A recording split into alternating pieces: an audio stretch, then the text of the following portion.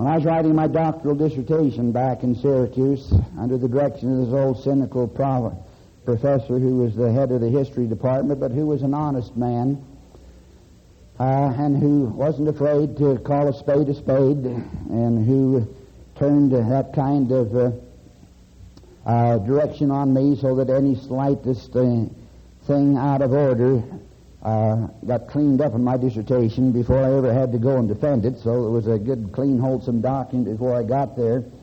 But in the course of that writing, I had to say something about Joseph Smith's view of the prophetic picture and about the Indians rising against the Gentiles and going through like a lion among the beasts of the forest. And I've still got the old document. Wrote it on this side of the page, you know, and over here you got a clean sheet. And he, with a big red pencil, wrote the word B-O-S-H, Bosh, exclamation, underline, underline, underline. How do you expect that these Indians are going to do anything against America? Well, I had to appreciate how he was looking at it. So all you have to do is call the Marines out, and you had it, see? But the prophetic picture is what? And you get this from 3rd Nephi. In 3rd Nephi 21, Jesus quotes a whole section of the words of Micah, from Micah chapter 5. Let me give them to you so you'll get the picture. He says, for example, here in 3rd Nephi 21, woe unto the Gentiles, verse 14, except they repent, for it shall come to pass in that day, and this is the day the Indians go through, or the remnants go through, saith the Father, I will cut off thy horses out of the midst of thee, and I will destroy thy chariots. And I will cut off the cities of thy land, talking about America, and throw down all thy strongholds, and I will cut off witchcraft out of thy land, and thou shalt have no more soothsayers. And thy graven images will also cut off, and thy standing images out of the midst of thee. Now this comes right out of the 5th chapter of Micah. But what you need to know is that Micah is talking about the latter-day judgments, and right following this then, in the 5th chapter, he talks about the remnant of Jacob. So that the remnant of Jacob then goes through, not in today's world, they go through after these great judgments have come, after the Assyrian has come. That's what Micah 5 tells us. It's talking about the latter-day Assyrian. And it indicates that after the latter-day Assyrian does his devastating work, then the Indian people, or the remnant of Jacob as it uses it, will go through among them. Well, the gist of this whole thing is that the prophecy on war outlines the events of the last days. It outlines these events. And then, having got us up to the point where the remnant of Jacob go through, then it says, thus with the sword and with blood, and the inhabitants of the earth shall mourn, and with famine and plague, and earthquake, the thunder of heaven, the fierce and vivid lightning, also shall the inhabitants of the earth be made to feel the wrath and indignation and chastening hand of an almighty God. But leading up to that point, there are basic things that happen. One, the American scene. And war goes forth from the American scene. Number 2, Great Britain is involved. Number 3, slaves rise against their masters. So there are masters and there are slaves. And number 4, then, there are the remnant of Jacob. Now, that picture is important. Particularly the American picture, the masters, the slaves, and the remnant. That's what Revelation chapter 6 is all about. That's what Revelation chapter 6. You've all heard of the 4 horsemen of the apocalypse, haven't you? The white horse, the red horse, the black horse, the pale horse. That is what the 4 horses of the apocalypse is all about. Now let me just get to that so that we can see it if we can. Now, the prophet Joseph Smith makes clear some very interesting things in regard to the book of Revelation. The book of Revelation is that prophetic statement of the harvest season. It's the unfolding of Nephi's vision. You have to read Nephi's vision before you read the book of Mormon. Before you read the book of Revelation. because Nephi sees it, puts on the introduction to it, gives you the context, gives you the Isaiah prophecies in relation to it, and then says John's going to write the actual statement. Now that's what's the situation there in Nephi's vision. And so when you take a look at the book of Revelation, read it in context. When you read something in context, it begins to unfold. And Joseph Smith said, by the way, that the book of Revelation was the plainest book that God ever caused to be written. Now, he must have had some reason for saying it. He must have felt that he could understand it, and that it can be understood. But you can't see something unless you're standing in the right position. You've got to view things from the proper perspective. And that proper perspective is given to us by the Book of Mormon. It's the key to the understanding of the Book of Revelation. And the Book of Revelation is the great prophetic picture of the harvest, the latter-day harvest. Now, for example, let's turn to section 77 just for a minute. And we'll come back. I want to tie these things in that we've talked about.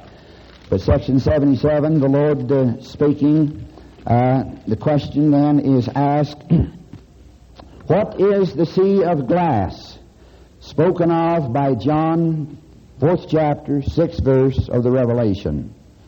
Now, why do we bring this up? Because one of the first things John sees is the goal, the great objective of this harvest season. And if you'll turn, for example, to the 6th chapter, or 4th chapter, rather, of the 6th verse of the book of Revelation, then you'll get the picture directly as John writes it. Let me turn over there rather hurriedly here and see if we can pick it up.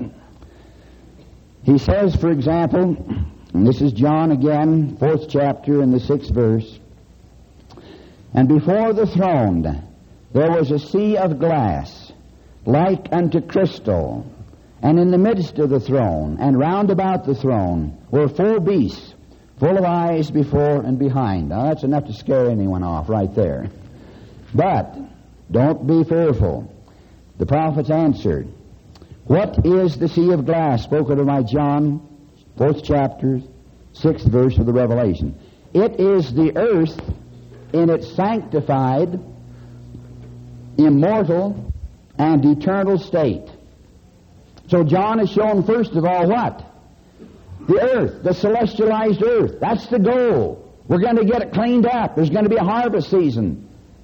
And he sees then that goal. He comes back to that same goal in the 15th chapter of Revelation, verse 2. The question of the statement there, and I saw as it were a sea of glass, mingled with fire, and them that had gotten the victory over the beast, and over his image, and over his mark, and over the number of his name, stood on the sea of glass, having harps of God. Now, what's the sea of glass? It's the celestial earth. The prophet Joseph Smith, in section 130 of the Doctrine and Covenants, makes this clarification.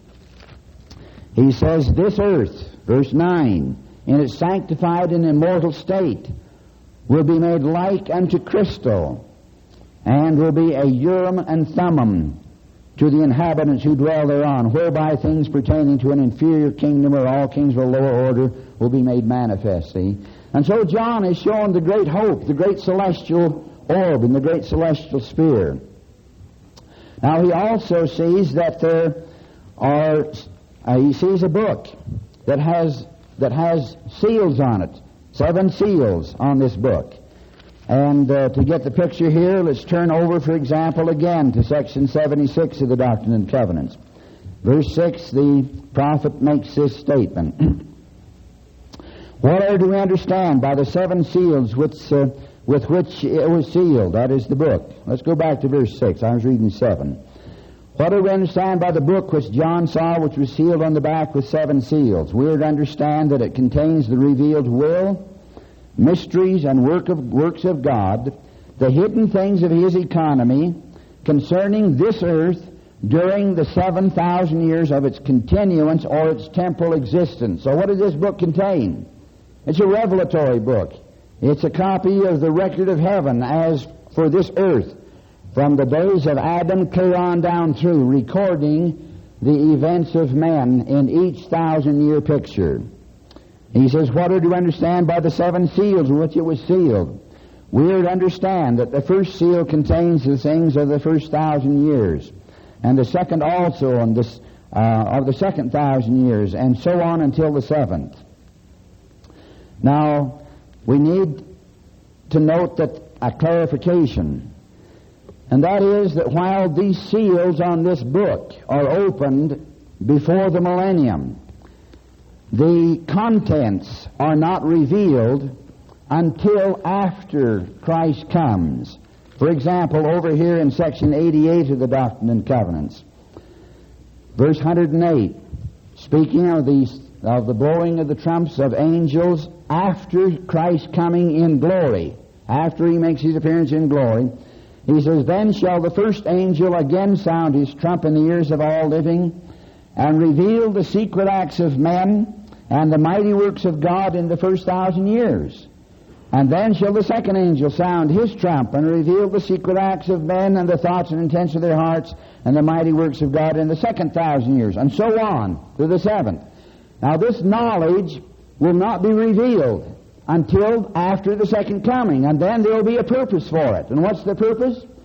Well, it's the destiny of the saints to judge the world. And once God's kingdom is established, the millennial kingdom, one of the great tasks of the saints will be to judge the world. And how do you judge something you don't know anything about? But I'll put you in on a secret. The Lord has made a video of the whole thing. And He's put it in a book with 7 seals. And so after the millennium is opened and the saints set to judge the world, then they'll say, okay, cut loose on the first 1,000 years. And you'll have in vivid graphic color the events of the first 1,000 years put out there on the big screen. And on that basis, then, the saints will judge the world, see? Now, a point of clarification. The opening of the seals is one thing, and the revelation of the contents is another. The opening of the seals signal prophetic events that correspond with the outline of events in section 87 of the Doctrine and Covenants.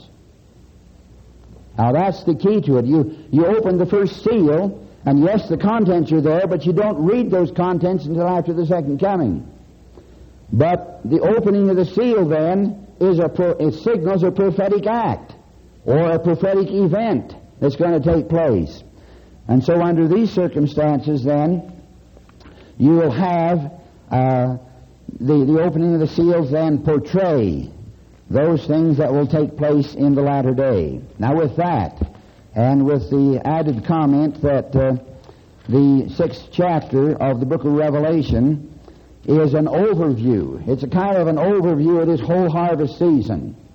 And it runs things on down through then from the beginning of the events portrayed down through to the second coming. Now let me read with you what it says. And I saw when the Lamb opened one of the seals, and I heard, as it were, a noise of thunder. One of the 4 beasts, and we'll talk about them in a minute, saying, come and see. And I saw, and I beheld a white horse, and he that sat upon him had a bow, and a crown was given unto him, and he went forth conquering unto conquer. Now, these things, the prophet Joseph Smith makes clear, are to take place in the latter day, preceding the coming of Christ. Let me read the prophet's comment on it. This is the Teachings, page 291, in a great discourse he gave on the book of Revelation. He says, the beast which John saw had to devour the earth and so forth in the last days. And he says, and I saw when the Lamb opened one of the seals, and I heard it, as it were, the noise of thunder, one of the 4 beasts saying, come and see. And I saw and beheld a white horse, and he that sat on him had a bow, and a crown was given unto him, and he went forth conquering and to conquer. Now the point that the prophet is making is that these events, while the contents of the first seal deal with the first 1,000 years, clear back there before the flood, nevertheless, he says, Now I'll make this declaration, that those things which John saw had no allusion to anything that had been on the earth previous to that time, because they were representations of things which would shortly come to pass. John saw beasts then that would perform destructive works. And then he quotes the first opening of the first seal and then the second seal, where they would take peace from the earth, see?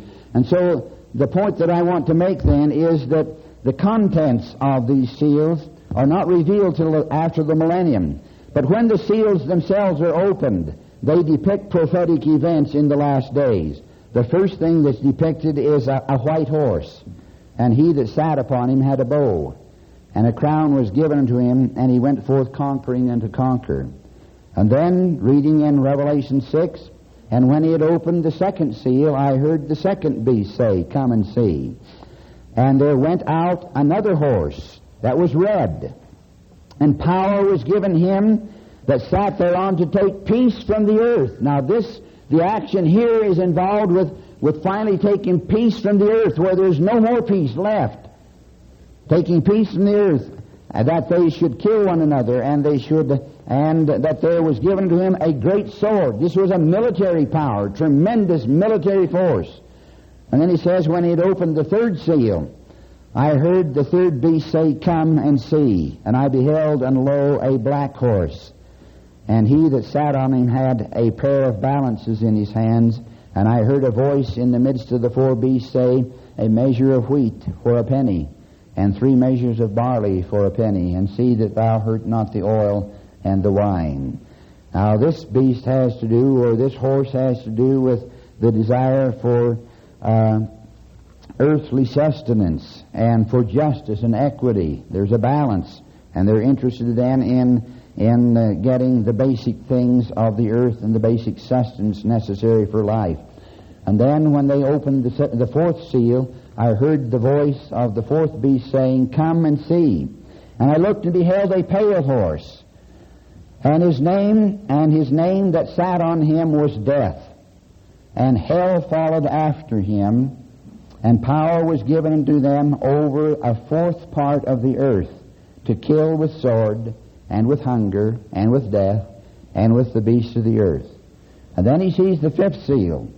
When he had opened the fifth seal, I saw under the altar the souls of them that were slain for the word of God, and for the testimony which they held. And they cried with a loud voice, saying, How long, O Lord, Holy One and true, dost thou not judge and avenge our blood on them that dwell on the earth? And white robes were given unto them, each of them. And it was said unto them that they should rest yet a little season unto their fellow servants also, and their brethren that should be killed as they were should be fulfilled. In other words, wait till the rest of the martyrs come down here. And meantime, they're given white robes, which indicates a blessing that's given to them there. And then the sixth seal. And I beheld when they'd opened the sixth seal. And I want to read this one from the Inspired Revision, if I can, because there's some clarifications the prophet Joseph Smith made here.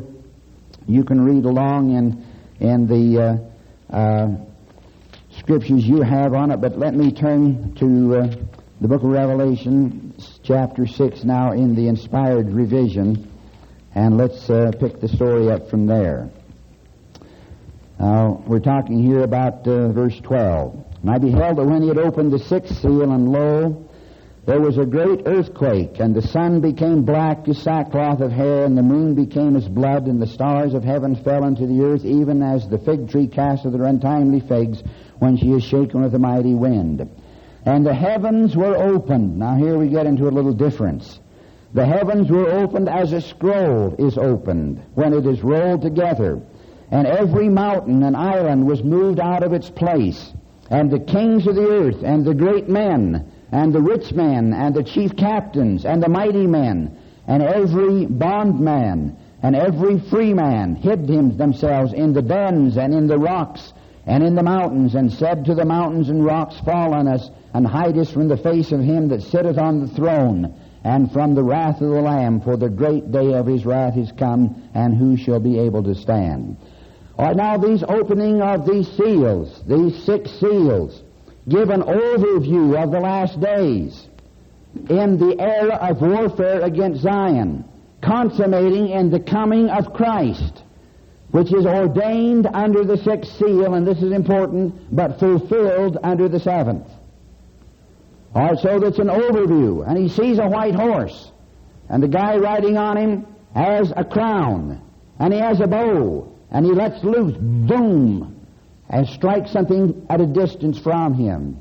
And then he sees a black horse, a red horse rather, and the red horse has a huge sword and is a great military power, and is going to take peace from the earth. And then he sees a pale horse, and the pale horse then is interested, not a pale horse, but a black horse. And the black horse is interested then in social justice and in the basic things that sustain life.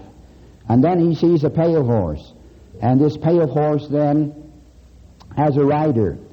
And the rider on him is death, and hell follows after death. And then he sees that he has dominion over a fourth part of the earth. All right, now those are the four horsemen of the apocalypse. And then you see the fifth seal and the martyrs, and they're quieted and calmed and said, hey, there's going to be some more guys join you. And under the sixth seal then, as it's opened, then he sees the great drama of the second coming of Christ. And the heavens opened like a scroll, and men seeking to hide themselves from his coming and his glory. You see that? Now a point of clarification. There's two times in America in the latter days when warfare begins in America and extends throughout the world. One time is in the American Civil War, and we've read about that in the Prophecy and War. War began at South Carolina, and then events developed and war was poured out upon all flesh. The second time this takes place is spoken of in section 112 of the Doctrine and Covenants, and let me read it with you. Verily, verily, I say unto you, darkness covers the earth, verse 23, and gross darkness the minds of the people, and all flesh has become corrupt before my face. Behold, vengeance cometh speedily on the inhabitants of the earth, a day of wrath, a day of burning, a day of desolation, of weeping, of mourning, of lamentation. And as a whirlwind shall it come upon all the face of the earth, saith the Lord. Now note this. And upon my house shall it begin. Now that's where it's going to start, this devastation that sweeps the whole earth. Upon my house shall it begin, and from my house shall it go forth, saith the Lord, first among those among you, saith the Lord, who have professed to know my name, and who have not known me, and have blasphemed against me in the midst of my house. Now let me suggest to you that the white horse is America. As a crown, representing the sacred principles on which our land is built. And it deals with this era of time, the warfare against Zion. And the white horse has a rider, and he has a bow. And he cuts loose with that bow in this period of beginning developments for the warfare against Zion. And as you see that bow figure, you're not seeing an organized military power that just gears the whole nation like we did in the Civil War or in World War I or World War II. You're seeing America then setting back and zipping a bow over here to Grenada, to Libya, to the Persian Gulf, and to other things, see? And she's going forth conquering unto conquer, which suggests that we have had the opening of the first seal. Okay? Now, let me suggest to you that the second seal is this military power that the Prophecy and War designates as the masters. It's the Assyrian, this militant power that Joel speaks of as the great northern army in Joel chapter 2 that's going to come into this land and that's going to trample, and that the Lord is going to have to turn back. And when the red horse, which is the Assyrian, and it's not communist Russia because the communist system is passed away. And it's also the little horn mentioned of in Daniel chapter 7 and 8, for those of you who want to do a little extra study on it. It's the little horn. And the little horn is a very progressive power. It's not laden then with the communist system of economics. The little horn is a progressive power, but it's dictatorial. It's something like, for example, as I see it, that happened in Germany leading on into World War II. The German people went through the Depression like we did. And then there arose a fellow by the name of Hitler, and he talked them into giving dictatorial power. And he began then to develop the economy of Germany. I remember as a boy, we had a member of our ward go to Germany on a mission. And when he came home and gave his missionary report, he couldn't see anything good enough about Hitler. Because Hitler had got things moving economically. They were building roads. They were building manufacturing programs. They got the Volkswagen going, and everyone had something to ride on. And they got things moving. And it was a dictatorial power that was progressive. Now we're right in the stages of the formation of the little horn of the Assyrian. We're shucking off in Russia the powers then of the communist system, the old broken and inadequate communist program. And we're implying new technology, but we haven't changed. In fact, we've consolidated over there. They have the central power of the system. And when that system then finally gets consolidated and worked out, and we're helping it, when that system finally gets worked out, and it's going to rise, and it's going to be the little horn. It's going to be the second great power that fights against Zion. Over here, for example, in the book of Revelation chapter 13, John sees that there are two powers in the latter day that rise against Zion. One of them is Babylon. Babylon is apostate Christendom. Babylon is perverted Western civilization. And the other power is this northern army, the Assyrian, the little horn. You read them all through. Read the book of Daniel chapter 7. He sees that in the portrayals that he sees, the latter-day system of Babylon, the form then of the fourth beast with 10 heads and horns and so forth. And then he sees the coming up of a little horn that's separate from it. And that little horn isn't little in the sense of power. It immediately trounces the socks off of 3 of the horns of Babylon. And that may be what Joseph Smith was talking about when he says, when the Russian bear lays his paw upon the British lion, the winding up scene isn't very far off, see? But the little horn proceeds to trounce 3 of the powers of Babylon. And that's a part of the scenario, see? That's a part of that general picture.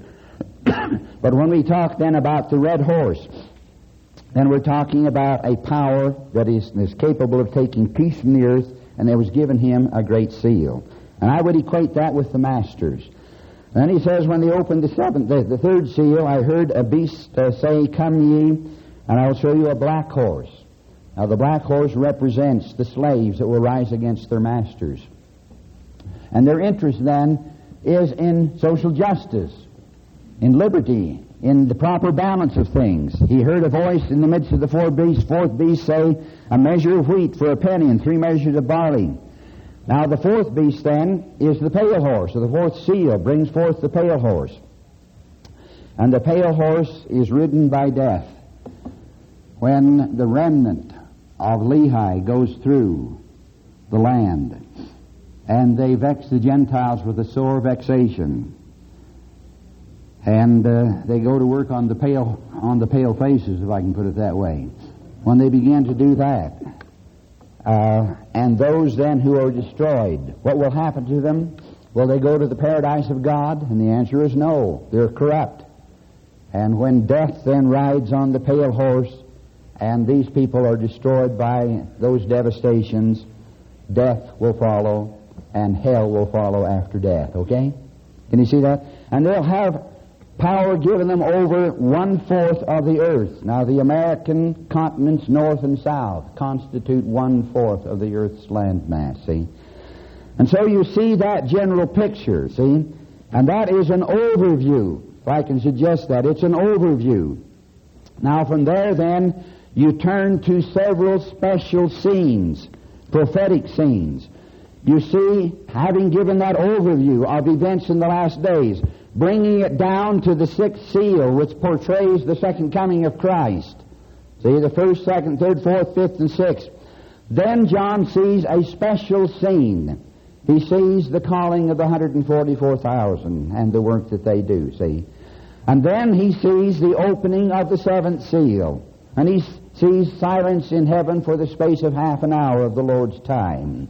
And then following that half hour, then you have the judgments of God poured out upon the people unto their destruction, as portrayed in chapters 8 and 9. Now, in the seventh chapter, the healing of the 144,000, and what's their mission? It's the mission of the wheat in the parable, okay? It's the gathering of the wheat into the church of the firstborn, and bringing them into a program preparatory for the second coming of Christ. And then when the wheat has been gathered, what happens to the tares? They're bound in bundles, right? And they're ready to be burned. And then the great judgments and the great plagues of the book of Revelation are poured out. And it's under the sixth judgment, or the sixth plague, that the wicked then finally are gathered to Jerusalem, see? And it's that scene. Then John sees a special scene in regard to John the Revelator himself. And he sees that he's given a little book. And the prophet Joseph Smith makes clear that that little book is a mission to gather the Israel and to bring them to Christ. And so John is involved in this whole thing in the last days. And that's why he's a translated being, because he's involved in this great work. And then he sees after that, chapter 11, a special focus on the Jews and the Jewish scenario. And he sees two prophets raised up in Jerusalem, you see. And then he sees their ministry as the heathen and Gentile hordes gather against Jerusalem. And then in chapter 12, he sees a special scene. He sees the war in heaven, clear back there in pre-earth life. And he sees that it's a type and a shadow, a portrayal, a representation of the warfare against Zion in the latter days. And that just as the warfare in heaven took place and they finally threw the rascal out, so in the warfare against Zion, which finally turns to Jerusalem and the Lord's coming to the Jews in Jerusalem, that whole scenario, you finally throw the rascal out. And you bind Satan, and you usher in the millennial period, see? And then chapter 13 deals with just the vision of the two powers, Babylon and the little horn, or Babylon and the Assyrian, or Babylon and the northern army. See, when you treat the Jerusalem scene, and the coming then of Christ to Jerusalem, you read Ezekiel 38 and 9.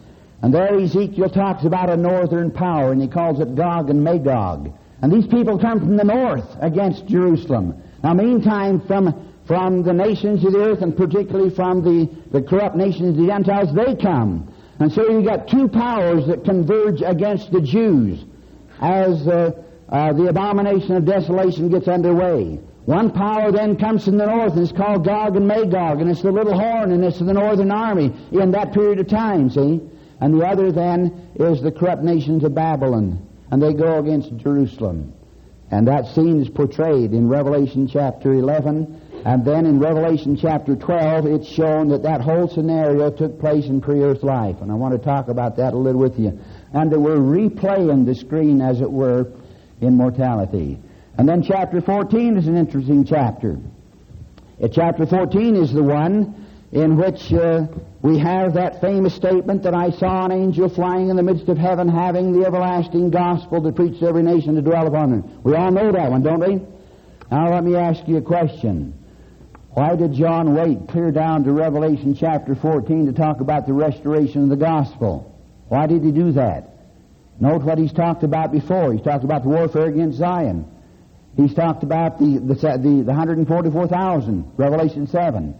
He's talked about the last plague, Revelation 8 and 9. He's talked about the little book, the mission of John, Revelation 10. He's talked about the two prophets over there in Israel. Let's clear down the way. He's talked about then this warfare. Now, why does he wait clear till then to talk about the restoration of the gospel? Now, you think about that, and there is an answer. There's an answer, and the answer is found in the Book of Mormon. In the Book of Mormon, for example, Nephi sees that the time will come when there will be a great division between the people, a great and a major division. And he sees that that division is brought about by the development of the gospel, its restoration and its development. And as the gospel plan develops, then so also that is this division developed. Now the book of Revelation chapter 14 is John's version of that great division. Verse 1, he says, I saw the Lamb of God stood on Mount Zion, and with him 144,000. And then he describes them. And then as he sees that righteous group, then he tells us how that came about. It came about by the restoration of the gospel. And so he says, I saw another angel flying in the midst of heaven, see.